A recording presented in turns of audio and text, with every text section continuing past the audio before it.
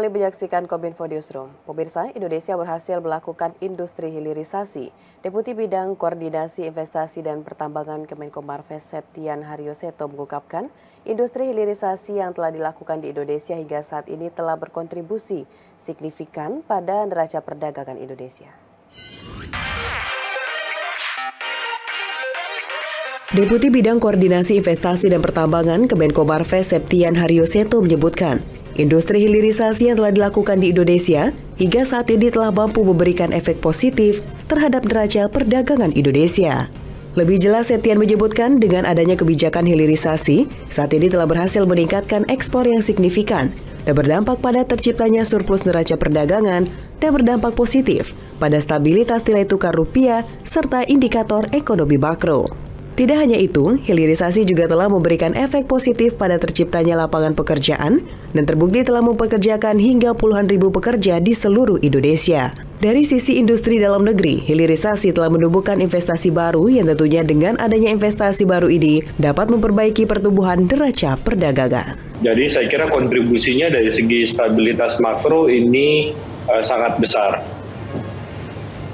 Nah, di sisi lain, kalau kita lihat dari penciptaan lapangan kerja, ini juga cukup signifikan. Jadi kalau kita lihat di WDB, di Obi, di Morowali, di Konawe, itu jumlah pekerjanya itu mencapai puluhan ribu. Dan gaji mereka pun juga rata-rata jauh di atas UMR ya. Jadi saya kira kontribusi dari sisi ekonomi real dan penciptaan lapangan kerja ini cukup signifikan. Kementerian Lingkungan Hidup dan Kehutanan Republik Indonesia gelar Festival Peduli Sampah Nasional Expo dan Forum 2023. Pada acara tersebut, Menteri Lingkungan Hidup dan Kehutanan, Siti Nurbaya, berikan penghargaan bank sampah dan berbagai komoditas peduli sampah yang telah berkontribusi pada penurunan emisi gas rumah kaca. Menteri Lingkungan Hidup dan Kehutanan Republik Indonesia Siti Nurbaya dalam acara opening seremoni Festival Peduli Sampah Nasional Expo dan Forum 2023 menyebutkan, keberadaan bank sampah bukan hanya menjadi solusi untuk menyelesaikan masalah polusi plastik, tetapi juga menjadi salah satu upaya percepatan net zero emission di Indonesia.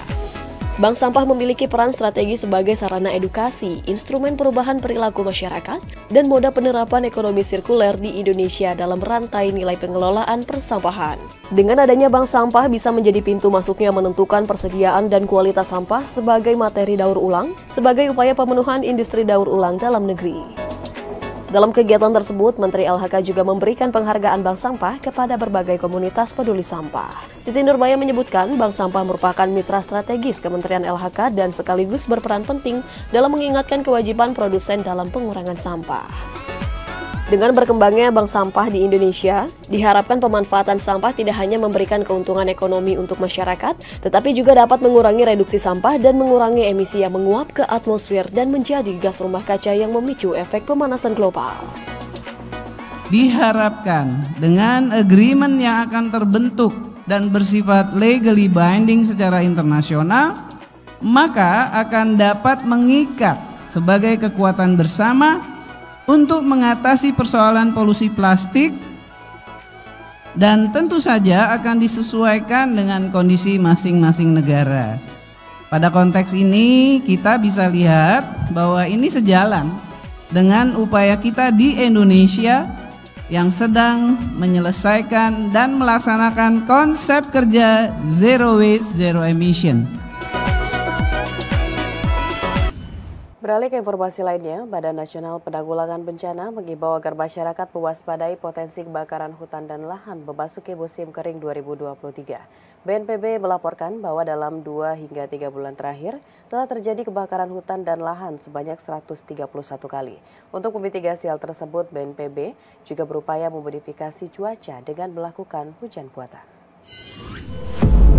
PLT Kepala Pusat Data Informasi dan Komunikasi Kebencanaan Badan Nasional Penanggulangan Bencana Abdul Muhari mengingatkan masyarakat agar waspada terhadap potensi kebakaran hutan dan lahan memasuki musim kering 2023. Abdul Buhari memaparkan data bahwa karhutla dalam 2 hingga 3 bulan terakhir sudah terjadi sebanyak 131 kali. Meskipun dampaknya belum meluas, ia berharap semua pihak di daerah bisa siap sehingga eskalasi karhutla tidak meluas. Grafik kejadian bencana sepekan selama 5 hingga 11 Juni 2023 tercatat ada 27 kejadian bencana, di mana 7 diantaranya adalah karhutla yang mulai mendominasi beberapa wilayah Sumatera, Bangka Belitung, Kalimantan Tengah, dan Kalimantan Selatan. Namun ia juga menyatakan terdapat variabilitas cuaca lokal yang secara umum terjadi kemarau tetapi juga berpotensi banjir. Meski curah hujan sudah tidak terlalu tinggi tetapi bisa membantu mengurangi dampak karhutla.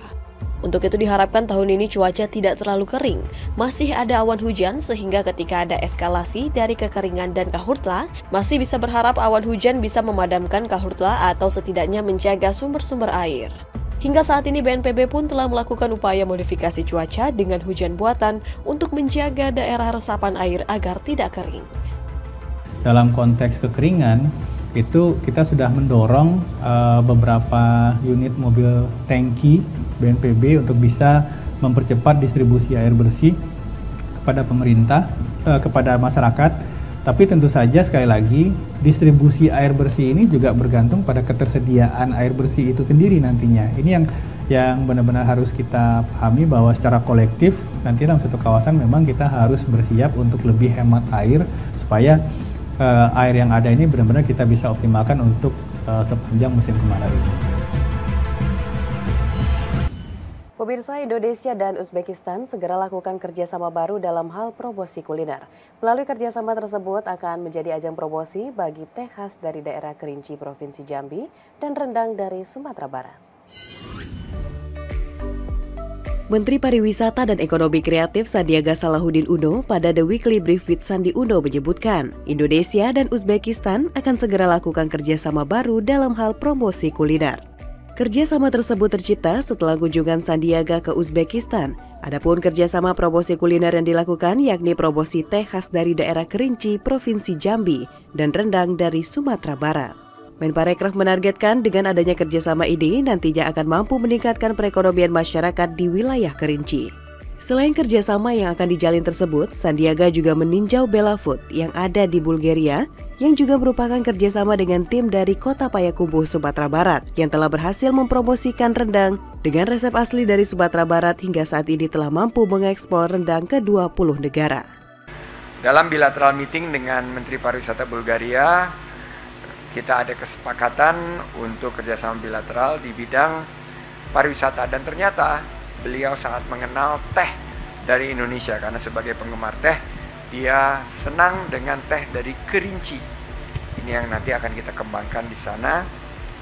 Kerinci Jambi tentunya kita pernah angkat bahwa tehnya menjadi favorit dari mendiang Ratu Elizabeth dan juga Pangeran Charles.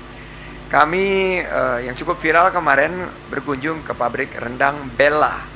Ini adalah produk rendang yang alhamdulillah mendapat respon positif dari para pelanggan dan sudah masuk ke perluasan pasar untuk diekspor ke 27 negara di benua Eropa, Amerika, dan Australia melalui kerjasama dengan Bella Food yang kita harapkan akan juga mengangkat omset dan penghasilan dari para UMKM yang ada di Sumatera Barat.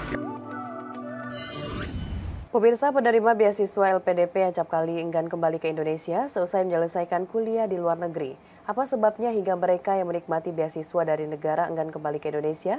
Simak dialog selengkapnya bersama staf khusus Presiden Bidang Inovasi Pendidikan dan Daerah Terluar, Billy Mambrasar, bersama rekan kami Bilkis Sabila. Sesaat lagi.